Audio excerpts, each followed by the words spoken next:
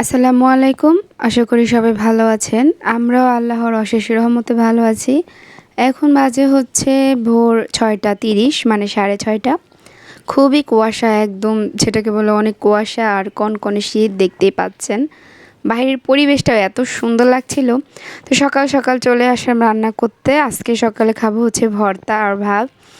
তো ভর্তা দিয়ে আসলে খুব ইচ্ছে করতেছিল ভাত খেতে, অনেক দিন ধরে ডায়েট করতে করতে আর ভালো লাগতেছিল না। পরে মাকে বললাম সকালেই ভর্তা ভাত খাবো আজকে। আর এত সকালে রান্না করার কারণ হচ্ছে আমার বাবা চাকরি করে, তো ওনার জন্য আরও তাড়াতাড়ি রান্না করা। তো এই যে সকালে রান্না করতে চলে আসছি, মাটির পাতিলে রান্না করবো আজকে। মাটির পাতিলে ভাত এত মজা হয় আমি আসলেই জানতাম না। এত সুন্দর একটা ঘ্রাণ বের হয় মাটির পাতিলের ভাত। তো এই যে মা প্রথমে পাতিলের মধ্যে পানি দিয়ে দিল আর যে চাউলগুলো ধুয়ে দিয়ে দিচ্ছে।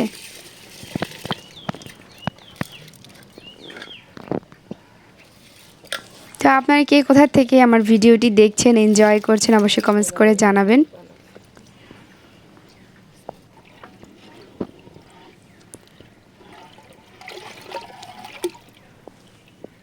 আজকে হচ্ছে রান্না করব ভাত আর ২-৩ রকমের ভর্তা। তো এখানে আলু, সিম, বেগুন আর হচ্ছে মিষ্টি কুমড়া পাতার ভর্তা বানাবো। সব কিছু কিন্তু হাতে মেখিয়ে। তো আপনারা পুরো ভিডিওটি দেখতে থাকুন। মা প্রথমে সিমগুলো এভাবে দিয়ে দিল।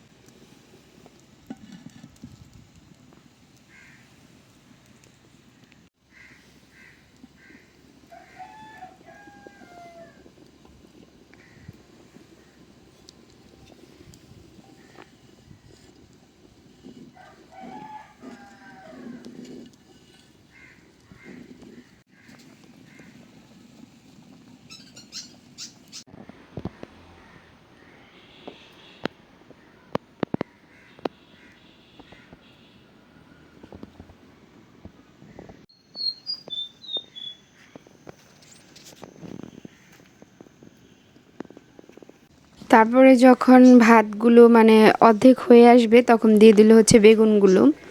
আসলে গোল বেগুনের ভর্তা মজা হয়। বেগুন ছিল না, মানে চিকন বেগুনই দিয়েছে, তো এটা ভর্তা অনেক মজা হয়েছিল।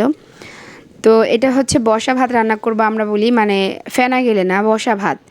তারপরে দেখেন কি সুন্দর বলক চলে আসছে, এত সুন্দর স্মেল বের হচ্ছিল। তো এখন সিমগুলো দিয়ে দিচ্ছে মা সাথে সাথে, কারণ ভাত প্রায় অর্ধেক হয়ে আসছে। আধা ফোটা হলে সিমগুলো দিয়ে দিচ্ছে। আর পানি প্রায় শুকিয়ে আসছে ভাতের, এই একটু পানিতে ভাতটাও হবে সিমও হবে একসাথে, কিন্তু ভাত, সিম, বেগুন, আলু সব হয়ে গেল, তাই না?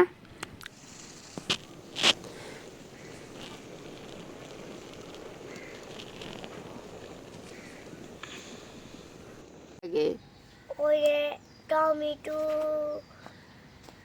তারপরে তারপরে সস, তারপরে তারপরে ক্যারট, ক্যারট, তারপরে তারপরে তারপরে মজা। তো ভাতটা এই যে হয়ে গেছে, মানে নিচে একদম পোড়া পোড়া লেগে গেছিলো, তখন বুঝতে হবে যে ভাতটা হয়ে গেছে। তো মা ভাতটা নামিয়ে নিল। আর সাথে বানাবো হচ্ছে বলেছিলাম মিষ্টি কুমড়ার ভর্তা। তো মিষ্টি কুমড়া পাতার ভর্তাটা চাইলে ভাতের মধ্যেও দেওয়া যেত, কিন্তু আসলে ভাতটা সবুজ কালারের হয়ে যাবে, তার কারণে মা এগুলো আলাদা এই যে সিদ্ধ দিবে বলেছে। যারা আমার ভিডিওটি এত কষ্ট করে দেখছেন অবশ্যই তাদেরকে ধন্যবাদ। যারা নতুন আছেন আমার চ্যানেলে, আমার চ্যানেলটিকে সাবস্ক্রাইব করে আমার পাশেই থাকবেন। আপনাদের দোয়ায় আমি আরও অনেক দূরে এগিয়ে যেতে চাই। প্লিজ আমার ভিডিওটি শেয়ার করে সবাইকে দেখার সুযোগ করে দিবেন। ধন্যবাদ সবাইকে। তো এই যে একে একে করে এখন ভর্তা বানানোর জন্য সব কিছু পাতিল থেকে বের করা হচ্ছে। প্রথমে সিমগুলো, তারপরে বেগুন, আলু সব কিছু মা আলাদা আলাদা করে বের করে নিচ্ছে। গরম কিন্তু অনেক, তারপরেও কিছু করার নাই।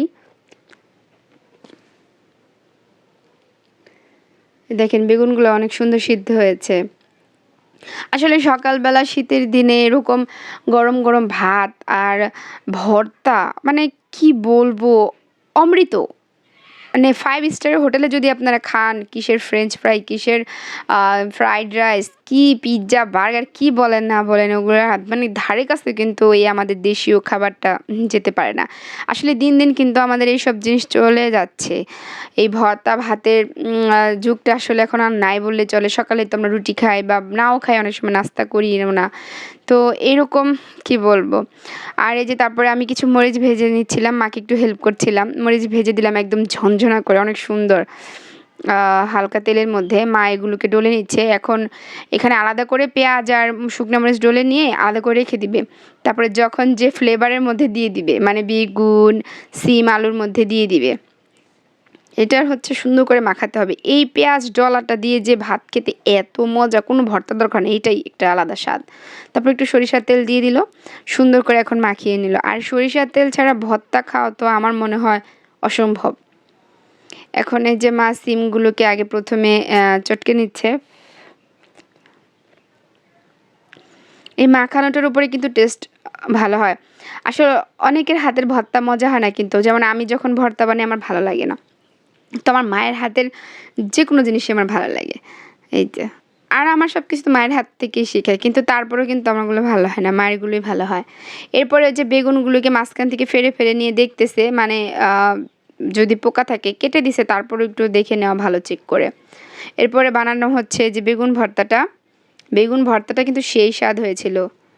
আর এটাকে যদি পুড়িয়ে বানানো যেত, আমি ভাবছিলাম যে গোল বেগুন আনবো, গোল বেগুনটা পুড়িয়ে খাবো, কিন্তু আনফরচুনেটলি গোল বেগুনটা পাওয়া যায় নাই।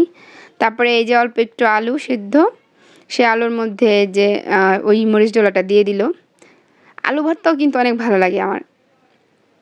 যে যাই বলুক, আলু ভর্তা, বেগুন, সিম এগুলো হচ্ছে আমাদের ট্রেডিশনাল খাবার, একদম মাটির সাথে মিশে আছে এই সমস্ত খাবার, এগুলোর মতো স্বাদই হয় না। এখন এই যে বানানো হচ্ছে মিষ্টি কুমড়া পাতার ভর্তা। এটা কিন্তু চাল কুমড়া পাতা দিয়ে খাওয়া যায়, দাঁড়া পাতা দিয়ে, মানে ডাঁটা পাতা দিয়ে খাওয়া যায়, কিন্তু প্রসেসটা সেম এইভাবে সিদ্ধ করে পানি ফেলে দিয়ে পেঁয়াজ, মরিচ আর একটু সরিষার তেল দিয়ে সেই স্বাদ। তো এই যে 4 রকমের ভর্তা হয়ে গেছে, এখন এই 4 রকমের ভর্তা দিয়ে আমরা ভাত খাবো। তো আমি তখন খাই না, এত সকালবেলা মা আর বাবা খেয়েছিল। এই যেটা আমার বাবা মা, মানে বাবা খেয়ে অফিসে চলে যাবে, এজন্যই আসলে। আরেকটা কথা কি জানেন, যেদিন বলি ভর্তা ভাত করবো সেদিন কিন্তু আরও দেরি হয়ে যায় জানেন। ভর্তা ভাতে যে এত দেরি হয়ে যায়, বলি কি না কিছুই রান্না করবো না আজকে, কিছুই না, শুধু ভর্তা ভাত বানাবো, তারপরে ওইটাই বেশি দেরি লাগে। আর এই যে মা খাচ্ছে ভাতটা, কিন্তু একটু কালার কালার হয়েছে, কারণ মাটির পাতিলে রান্না, আর এত সুন্দর গন্ধ, আপনারা যারা খান তারা বুঝতে পারবেন এটার স্বাদটাকে। মা তো কত তৃপ্তি করে খাচ্ছিল, মনে হয় না জানি কত মজা লাগতেছিল। আমি খাই নাই, আমি পরে খেয়েছি, 10টা 11টার দিকে খেয়েছিলাম। আর ওই যে আমার পাশে টুনটুনি মেয়েটা বসে কান্না করতেছিল।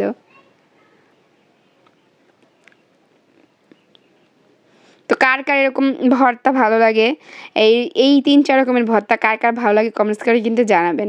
আমার কিন্তু মুখে পানি চলে আসছে। সবসময় কিন্তু খাওয়া হয়, কিন্তু সকালবেলা যে স্বাদটা পাওয়া যায় ওই স্বাদটা কিন্তু কখনোই পাওয়া যায় না। তো ভিডিওটি যারা এতক্ষণ দেখলেন সবাইকে অসংখ্য ধন্যবাদ। আমার চ্যানেলের সাথেই থাকবেন। ধন্যবাদ সবাইকে, আল্লাহ হাফেজ।